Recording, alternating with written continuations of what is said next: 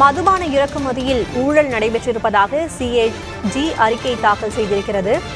டாஸ்மாக் மது இறக்குமதி செய்ததில் ஊழல் நடைபெற்றிருப்பதாக சிஏஜி அறிக்கை தாக்கல் செய்திருக்கிறது.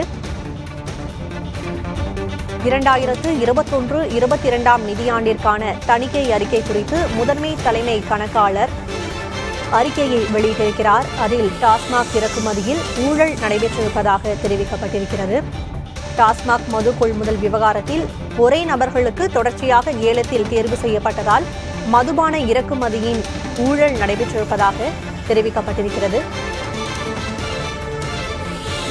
டாஸ்மாக் மது இறக்குமதி செய்ததில் ஊழல் நடைபெற்றிருப்பதாக சிஏஜி அறிக்கையில் தெரிவிக்கப்பட்டிருக்கிறது. அண்மை செய்தியாக பார்க்கிறோம்.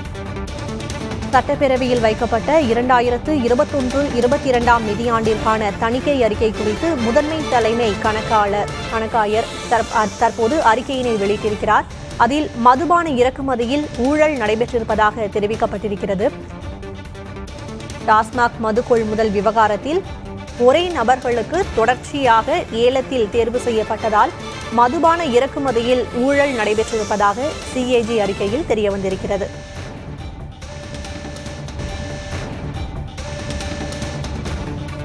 ஒரே நபருக்கு தொடர்ச்சியாக ஏலத்தில் வாய்ப்பு வழங்கப்பட்டதில் மதுபான இறக்குமதியில் ஊழல் நடைபெற்றிருப்பதாகவும் டாஸ்மாக் மது விலை உயர்த்தப்பட்டாலும் அதற்கான வரி செலுத்தப்படவில்லை என்றும் இந்த சிஏஜி அறிக்கையில் தெரிவிக்கப்பட்டிருக்கிறது. மதுவுக்கு உரிய வரி செலுத்தப்படாததால் அரசுக்கு 30.5 கோடி இழப்பு ஏற்பட்டிருப்பதாக தெரிய வந்திருக்கிறது. அண்மை செய்தியாக பார்க்கிறோம்.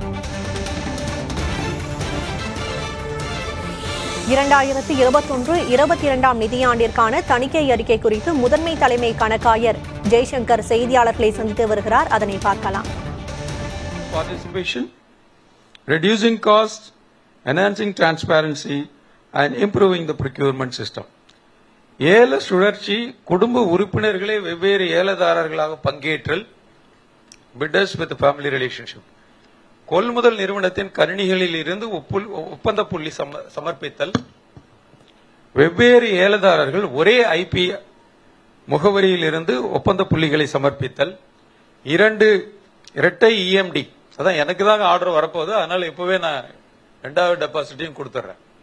So double EMDs are deposited.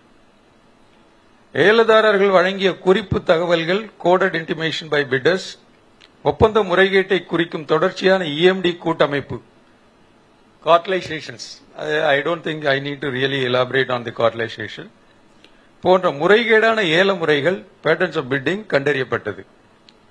ஏலதாரர்களிடையே இருந்த இது போன்ற மோசடியான நடைமுறைகளாலும் டெண்டர் செயல்முறையில் அதிகாரிகளின் தோல்விகளாலும் அரசின் முயற்சிகளான ஏலதாரர் பங்கேற்பை அதிகரித்தல், செலவை குறைத்தல், வெளிப்படைத்தன்மை மற்றும் கொள்முதல் முறையை மேம்படுத்துதல் போன்றவை பாதிக்கப்பட்டன.